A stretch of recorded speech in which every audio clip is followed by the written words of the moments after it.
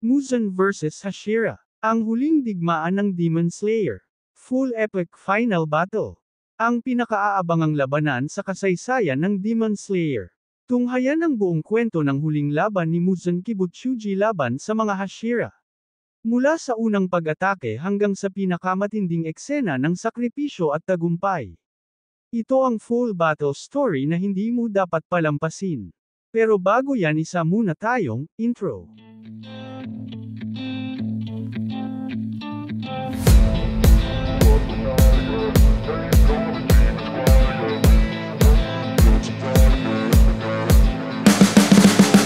My shoulder cause they treat me like an outcast. I ain't gonna take. Muzan vs. All Hashira, ang huling digmaan ng mga halimaw. Sa gitna ng gabi, isang mahiwagang ugong ang narinig sa buong kabisera. Tumigil ang oras sa paligid nang biglang sumabog ang lupa, si Muzan Kibutsuji mismo ang lumitaw mula sa dilim.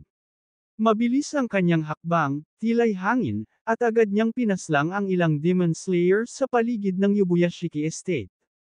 Ngunit, hindi siya nagtagumpay sa sorpresa, handa na ang mga Hashira. Pinangunahan ni Gayemi Haimjima, ang pinakamalakas na Hashira, ang unang alon ng Opens iba. Kasunod niya sina Sanemi, Gyu, Mitsuri, Obanai, at Iguro. Mula sa dilim ay lumabas rin si Tanjiro, dala ang kasaysayan ng kanyang pamilya at ang huling pag-asa ng sangkatauhan. Bilang unang hakbang, sinubukang tagpasin ni Gayemi ang katawan ni Muzan gamit ang kanyang chain flail weapon, ngunit tinapalan ito ni Muzan gamit ang napakabilis na regeneration at nakamamatay na tentacle strikes. Sumugod si Sanemi Wind Hashira, puno ng galit. Ang kanyang sunod-sunod na slash techniques ay nakapinsala kay Muzan, ngunit sa loob ng ilang segundo, gumaling muli ang kanyang katawan. Sa kabila nito, nakita ng mga Hashira ang posibilidad, may kahinaan si Muzan sa sabayang atake. Dito nagplano si Kagaya Obuyashiki, mula sa malayo, at ibinunyag na kailangan lamang mapanatili si Muzan hanggang sumikat ang araw. Nagpalit ng estratehiya ang mga Hashira. Habang si Gayemi at Sanemi ang humaharang kay Muzan sa harap, ginamit ni Iguro at Mitsuri ang kanilang kombinasyong atake upang igapos si Muzan gamit ang kanilang breath techniques. Si Gyo, gamit ang water-breathing 10th form, ay ginamit ang constant flux upang mapanatili ang pressure sa likod ni Muzan. Samantala, si Tanjiro ay sinimulang gamitin ang sun-breathing, na nagdulot ng malubhang pinsala kay Muzan. Napaso ang balat ng demonyo at ilang bahagi ng kanyang katawan ay hindi na muling nabuo agad. Ngunit, sa gitna ng pag-asa, nagalit si Muzan. Naglabas siya ng demonic pulses na tumama sa mga Hashira.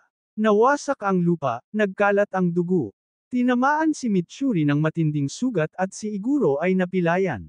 Habang papalapit ang pagsikat ng araw, napagtanto ni Gayemi na kailangang ibuwis ang sarili para lamang madelay si Muzan. Ginamit niya ang lahat ng natitirang lakas, nagpalabas ng ultimate form ng stone breathing, at sinabayan ito ni Sanemi sa wind breathing, Gale Typhoon Storm Slash. Ang kanilang pinagsamang attack ay nagpatigil kay Muzan ng ilang segundo. Sa puntong iyon, isinugal ni Tanjiro ang lahat. Ginamit niya ang Hinokami Kagura, Dance of the Fire God Final Form, na may halong water breathing ni Gyo. Tumama ito sa katawan ni Muzan, halos sumabog ang kanyang dibdib.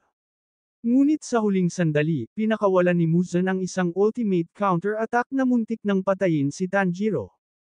Habang gumagapang si Muzan papalayo, tinamaan siya ng unang sinag ng araw. Nagsimulang mangitim ang balat niya, sumisigaw siya sa sakit.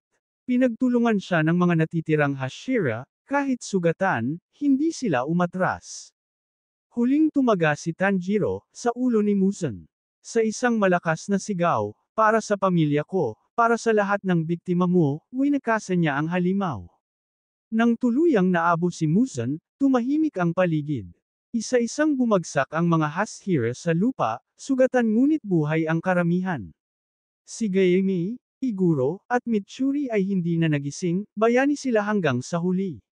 Si Tanjiro, habang hawak ang huling sinag ng araw, ay lumuhad at lumuha. Ang digmaan ay tapos na.